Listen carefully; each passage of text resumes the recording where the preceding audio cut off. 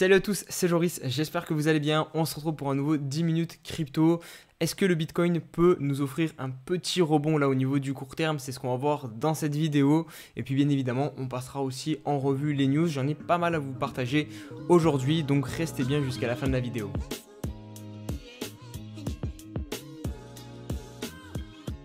Au niveau de la map crypto, on n'a pas beaucoup de mouvements comparé à hier, une très légère hausse du BTC, 16 800 $, plus 0,4%. L'Ether, c'est un petit peu plus 2%, 1200 $. Et si on prend la globalité de la map, hein, c'est réparti entre de très légères performances négatives, regardez BNB moins 0,25%, Dodge moins 4% et des très légères hausses avec XRP plus 0,20, LTC pareil. Mais voilà, il n'y a pas vraiment de crypto qui se démarque aujourd'hui.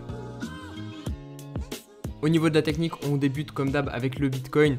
On est sur le journalier ici, on va faire un point assez rapide puisqu'il n'y a pas beaucoup de mouvements. Mais il y en a assez pour revenir sur le premier point technique dont je vous ai parlé hier, les 16 800 $ qui est la résistance la plus proche de nous et qui est assez importante quand même parce que vous le voyez ici, ça servait donc de support, ici de résistance depuis plusieurs jours. Et là, on revient donc coller sur ce niveau-ci. Si jamais on arrive à clôturer au-dessus donc des 16 800, je pense que du coup, on aurait donc la réintégration de ce range 16 800, 17 300, 17 400 et en général quand on réintègre un range on revient chercher la bonne opposée, donc on aurait des chances de venir chercher les 17 200, 17 400 $ à court terme. La situation sur le 4 heures histoire de voir un petit peu plus proche ce qui se passe. Vous voyez ici, on a eu une très très belle bougie après cette baisse qui a ravalé globalement toute la baisse et là on est en train de travailler donc vraiment le haut de la résistance. Pour l'instant on voit quelques petites mèches qui montrent l'échec. On n'a pas vraiment clôturé, réintégré donc le range, donc c'est à suivre, hein. Peut-être quand vous regarderez la vidéo on aura déjà réintégré ce range, mais moi au moment où je tourne la vidéo on est donc collé à la résistance. Et le plus probable quand on est sous résistance c'est de se faire repousser, donc la target que je vous ai donnée hier des 16 000 $ est toujours envisageable. Au niveau des indices américains, il se passe quelque chose d'assez intéressant en corrélation avec le BTC, puisque le Bitcoin, pour une fois, alors que le SP500 corrige, ne corrige pas. Regardez, on est sur plus de 2% de hausse sur Bitcoin, alors que sur le SP, on est plutôt sur une journée négative. Donc ça, c'est très intéressant, ça fait plaisir. Le SP donc, continue sa baisse depuis la perte donc, de ce niveau-ci, je vous avais dit très important, des 3950 points. On pouvait espérer un espèce de pullback pour valider l'ancien support en résistance. On ne l'a pas vraiment eu pour l'instant. Vous voyez qu'à la journée d'hier, elle s'est arrêtée pile sur 3870 points, on n'a pas réussi à remonter jusqu'au niveau de résistance. Donc là on vient chercher le nouveau niveau de support qui est à 3800. Pourquoi au niveau de support, hein, c'est simple, hein. Vous voyez qu'ici on a quand même beaucoup travaillé ce prix dans le passé, ici en tant que support, ici en tant que résistance, là support. Donc voilà, c'est tout logiquement que cette zone est quand même à surveiller et on pourrait trouver du support donc sur le SP, mais c'est très encourageant le fait que Bitcoin ne chute pas alors que le SP500 est en train de chuter.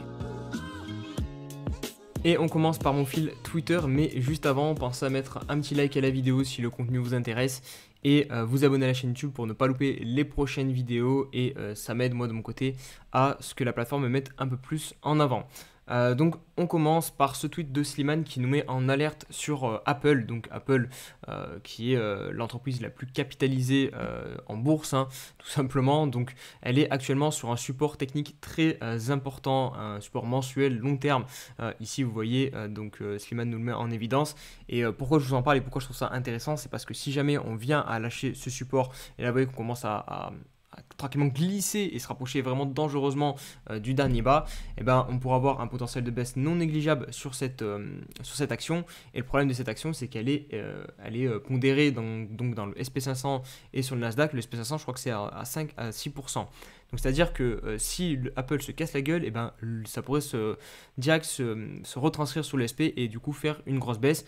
Et par corrélation, même si aujourd'hui c'est pas trop le cas, du coup c'est peut-être pas le bon exemple aujourd'hui, mais en général Bitcoin il reste quand même fortement corrélé aux indices américains. Si on a une baisse du coup d'Apple qui fait baisser le SP, et ben, on pourra imaginer que Bitcoin vienne à baisser derrière. Donc ça il faut fortement surveiller, donc si Apple casse ou non ce support. Et on poursuit encore avec un tweet de Slimane qui n'est pas bien plus rassurant que celui sur Apple, puisque là, il nous dit que le marché immobilier américain est à 2 doigts du crack. Il est l'une des métriques de santé de l'économie américaine. Je vous ai combiné ça avec ce graphique publié par Money Radar. Des millions d'acheteurs potentiels n'ont plus accès au crédit. Les ventes de logements existants s'effondrent et atteignent leur pire niveau depuis 2008. Donc voilà, c'est pas très rassurant. Moi j'ai mis histoire de bien préparer le début 2023. On va espérer que la situation économique s'améliore, mais c'est vrai que voilà, voir ce genre de choses, c'est pas très rassurant. Et on va terminer avec ce tweet de Good Value qui met en avant donc la chute de Coinbase, de son action. Coinbase continue de chercher du pétrole. Le cours de son action a réalisé un nouveau plus bas à environ 35 $, soit une chute de moins 86% depuis le début de l'année. Coinbase est désormais valorisé, ça m'a choqué, à 8 milliards de dollars, alors que le Dogecoin vaut encore 10 milliards de dollars. Je vais vous montrer l'action sur mon graphique et comme ça on terminera le petit fil Twitter avec ça. Donc voilà, l'action Coinbase qui était quand même montée au top à 430 $, ça c'était au moment de son introduction, parce que globalement en fait depuis son introduction c'est une chute libre pour cette action qui donc marque un nouveau plus bas ici à 35 $. On poursuit avec une potentielle bonne nouvelle pour l'écosystème. Je dis potentiel parce que le deal n'est pas encore totalement conclu entre Binance US, attention c'est bien Binance US, et Voyager Digital. Donc Voyager Digital, c'est tout simplement un exchange qui avait fait faillite durant la chute notamment de Free Arrow Capital, avec tout ce qui était à cause de Luna et de l'UST. Donc le deal est de 1,022 milliard, ça représente la juste valeur marchande du portefeuille de crypto-monnaies de Voyager. On a Voyager Digital qui déclare que l'offre de Binance US vise à restituer les cryptos aux clients en nature, conformément au décaissement approuvé par le tribunal et aux capacités de la plateforme. Donc là, ce serait vraiment un deal qui ferait du bien aux personnes qui ont perdu leur crypto sur Voyager. Une audience sera tenue par le tribunal des faillites pour approuver le contrat d'achat le 5 janvier 2023. Donc ce que je vous disais, le deal n'est pas encore totalement finalisé, bien que je crois que Binance US s'est engagé, voilà, c'est marqué ici, à réaliser un dépôt de 10 millions de dollars afin de prouver sa bonne foi et de promettre de rembourser Voyager pour certaines dépenses jusqu'à un maximum de 15 millions de dollars. Donc ça semble quand même être quelque chose d'assez sérieux. Donc je vous disais, Voyager a suspendu les retraits en juillet et a déposé son bilan en raison de problèmes de liquidité résultant de son exposition à un défaut de paiement de 650 millions de dollars du défunt fonds spéculatif, ce que je vous disais, Free Arrow Capital. Je vais terminer donc cette news en vous lisant les citations du PDG de Binance US, qui n'est pas CZ mais Brian Schroeder, qui nous a dit donc: notre offre est le reflet de notre principe premier selon lesquels les clients doivent passer en priorité. Notre objectif est simple: rendre aux utilisateurs leur crypto-monnaie dans les délais les plus rapides possibles. Et selon les informations révélées par Brian, les clients de Voyager Digital concernés pourraient espérer revoir leur crypto-monnaie à partir du mois de mars 2023 si la transaction venait à aboutir. On poursuit avec Grayscale et son fameux GBTC, donc son produit financier qui permet aux institutions et aux grands fonds d'investissement d'investir sur le Bitcoin de manière vraiment institutionnelle et sécurisée. Pour rappel, quand même, ce produit financier a backé derrière 643 000 BTC, donc ça représente 10,68 milliards de dollars en Bitcoin. Donc c'est quand même un sujet très important, je pense, pour notre écosystème, que ce soit en termes déjà du nombre de Bitcoin qu'ils détiennent, mais aussi dans la manière qu'ils ont du coup à propager le Bitcoin et comment on investit sur le Bitcoin, parce qu'ils sont reliés avec les institutions. Et il y a un gros problème actuellement sur ce produit, je vous en avais déjà parlé dans une vidéo, c'est que ce produit se vend 49% moins cher que ce qu'il devrait être, puisque quand vous achetez ça, vous êtes en théorie, ce produit doit répliquer le prix du BTC. Et là, actuellement, il fait à moins 49%.